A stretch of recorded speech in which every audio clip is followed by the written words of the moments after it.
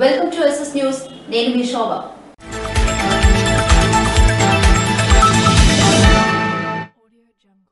శ్రీకాకుళం జిల్లా వ్యాప్తంగా ఎన్నికలు చెదురుమదురు ఘటనల మినహా ప్రశాంతంగా ముగిశాయి.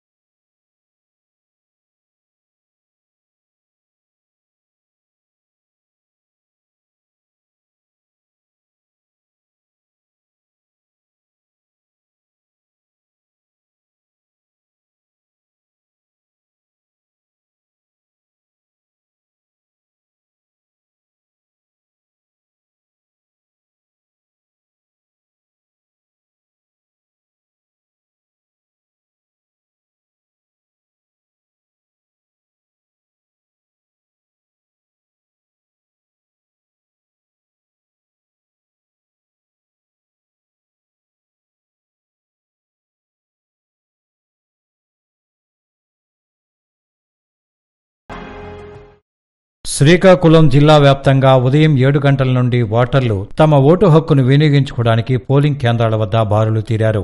చిన్న చిన్న ఘటనలు మినహాయించి పోలింగ్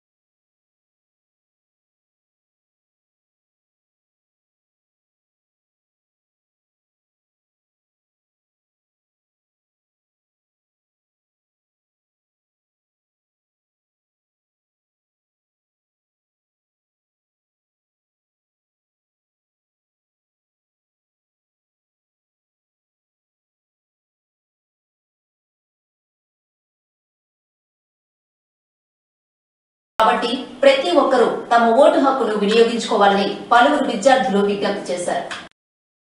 సార్వత్రిక ఎన్నికల్లో కొత్తగా ఓటును పొందిన యువత ఎంతో ఉత్సాహంగా తమ ఓటు హక్కును వినియోగించుకున్నారు. శ్రీకాకుళం జిల్లా నరసనపేట పట్టణంలోని పోలింగ్ బూత్ లో కొత్తగా ఓటర్లుగా నమోదైన విద్యార్థులు చీపురు శ్రీరామ్, దేవి, రాజాశ్యామ్ తదితరులు ఈ సార్వత్రిక ఎన్నికల్లో ఓటేసేందుకు ఉత్సాహంతో తరలివచ్చారు. తమ భవిష్యత్తును ఉజ్వలంగా తీర్చిదిద్దుకునేందుకు ఓటు ఒక ఆయుధమని ఈ సందర్భంగా వారు పేర్కొన్నారు. ప్రతి ఒక్కరూ ప్రలోభాలకు లోబడకుండా తమ ఓటు అనే అవకాశాన్ని సక్రమంగా వినియోగించుకోవాలని వారు ఈ సందర్భంగా పిలుపునిచ్చారు. ఓటమి భయంతో వైకాపా వర్గీయులు మాపై దాడి చేశారంటూ గొండు శంకర్ ఆరోపించారు. శ్రీకాకుళం రూరల్ మండలం ఇప్పిలి పంచాయతీ పరిధిలో పోలింగ్ సరళిని పరిశీలించేందుకు వెళుతున్న కూటమి ఎమ్మెల్యే అభ్యర్థి గొండు శంకర్ ను వైసీపీ వర్గీయులు అడ్డగించారని ఆరోపించారు. గ్రామంలోనికి వెళ్లనీయకుండా వాహనాన్ని అడ్డుకున్నారని, వారికి సర్ది చెప్పేందుకు ప్రయత్నించినా ఫలితం లేకపోవడంతో గొండు శంకర్ వారి తీరును నిరసిస్తూ రోడ్డుపై బైఠాయించారు.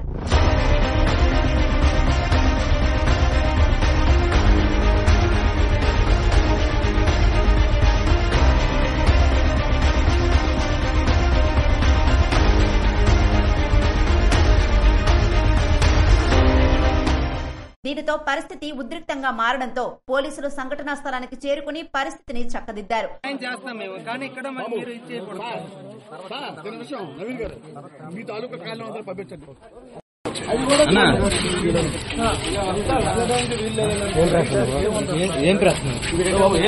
ఈ సందర్భంగా గొండు శంకర్ మాట్లాడుతూ వైకాపా రౌడీయిజానికి అడ్డు లేకుండా పోయిందని, ఎన్నికల రోజున కూడా ప్రతిపక్ష అభ్యర్థినే అడ్డగించడం ప్రజాస్వామ్యానికే సిగ్గుచేటన్నారు. వారి అరాచక పాలనకు మరెన్నో రోజులు గడువు లేదని అన్నారు. పొద్దున్నే మాకు ఫోన్ వచ్చింది, ఈ బూత్ లోపల నుండి ఏజెంట్ కొట్టి బయటకు తోసేశారు అని తెలిస్తే నేను చూడడానికి వచ్చాను. ఇలా దిగిన వెంటనే కారు దిగిన వెంటనే లోపల నడుచుకుంటూ వెళ్తుండగా ఒక 5-6 వచ్చి నన్ను ఇలా చెయ్యి వేసి నువ్వు లోపలికి వెళ్ళడానికి లేదు అన్నాను. నేను క్యాండిడేట్ని, నేను లోపలికి వెళ్ళొచ్చని నా ఐడి కార్డు ఇలా చూపించినప్పుడు కూడా నన్ను సైడ్ పెట్టి తోసేసి దారుణంగా దాడి చేయడం జరిగింది. ఇది చాలా ప్రజాస్వామ్యానికి అత్యంత దారుణమైన పరిస్థితి. ఇలాంటి అరాచక శక్తుల్ని మనం కంట్రోల్లోకి తీసుకొని వాళ్ళని అరెస్ట్ చేసి వాళ్ళు కంట్రోల్లో తీసుకోకపోతే ప్రజాస్వామ్యానికి అర్థం లేదు, భావ స్వేచ్ఛకు అర్థం.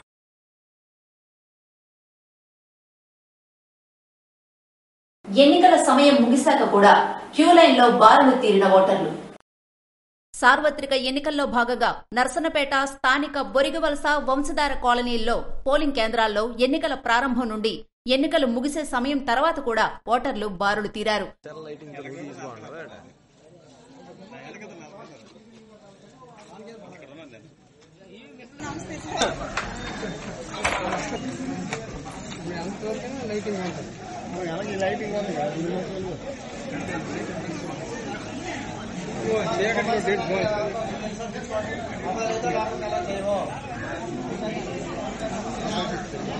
ఈవీఎంల మొరాయింపు వల్ల ఎన్నికల సమయం గడిచినప్పటికీ సుమారుగా 100కు పైచిలుకు ఓటర్లు లైన్లో తమ ఓటు హక్కును వినియోగించుకునేందుకు బారులు తీరారు. గారు మండలంలో పోలింగ్ స్వల్ప ఉద్రిక్తతకు దారితీసింది.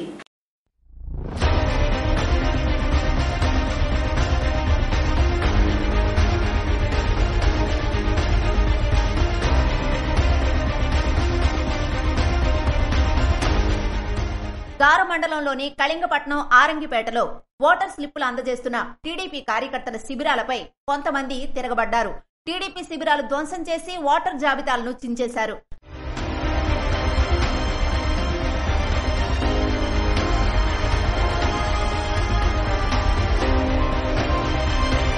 అలాగే ఓట్లు వేసేందుకు వచ్చిన టీడీపీ సానుభూతి పరులను కూడా పోలింగ్ కేంద్రంలోనికి రానికుండా అడ్డుకున్నారని టీడీపీ అభ్యర్థులు ఆరోపించారు. అయితే దీనిపై పోలీసు అధికారులు సంఘటనా స్థలానికి చేరుకుని పరిస్థితిని చక్కదిద్దారు. అసెంబ్లీ నియోజకవర్గం కుద్దిరాం గ్రామంలో వైసీపీ టీడీపీ కార్యకర్తల మధ్య వాగ్వాదం.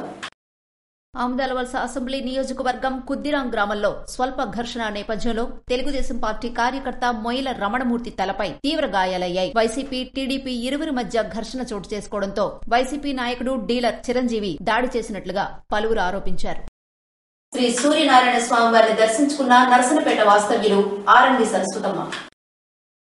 ప్రత్యక్ష దైవం ఆరోగ్య ప్రదాత శ్రీ సూర్యనారాయణ స్వామి వారిని ఆదివారం శ్రీకాకుళం జిల్లా నరసనపేట వాస్తవ్యులు ఆరంగి సరస్వతమ్మ స్వామివారిని దర్శించుకుని ఆమె భర్త కీర్తిశేషులు ఆరంగి కృష్ణమూర్తి జ్ఞాపకార్థం శాశ్వత అన్నదాన పథకం నిమిత్తం 1,00,000 రూపాయలు ఆలయ జూనియర్ అసిస్టెంట్ బిఎస్ చక్రవర్తికి చెక్కు రూపంలో అందజేశారని ఆలయ ఈవో చంద్రశేఖర్ తెలిపారు. తదుపరి వారికి ఆలయ అర్చకులు వేద మంత్రాలతో ఆశీర్వదించారు. స్వామివారి జ్ఞాపికను ఆలయ జూనియర్ అసిస్టెంట్ బిఎస్ చక్రవర్తి అందజేశారని ఆలయ ఈవో చంద్రశేఖర్ తెలిపారు. నరసనపేట మండలం గోపాలపెంట గ్రామంలో ఘర్షణ. నరసనపేట మండలం గోపాలపెంట గ్రామంలో వైసీపీ పార్టీలో చేరమని చెప్పినా వినలేదని జనసైనికులపైన వైసీపీకి చెందిన సుమారు 30 మంది నాయకులు దాడికి పాల్పడ్డారు. ఈ దాడిలో బొట్టా వినోద్ కుమార్ తీవ్రంగా గాయపడి నరసనపేట గవర్నమెంట్ హాస్పిటల్లో చికిత్స పొందుతున్నారు. జనసేన పార్టీ నియోజకవర్గ ఇన్ఛార్జ్ బలగ ప్రవీణ్ కుమార్ బొట్టా వినోద్ కుమార్ ని పరామర్శించారు.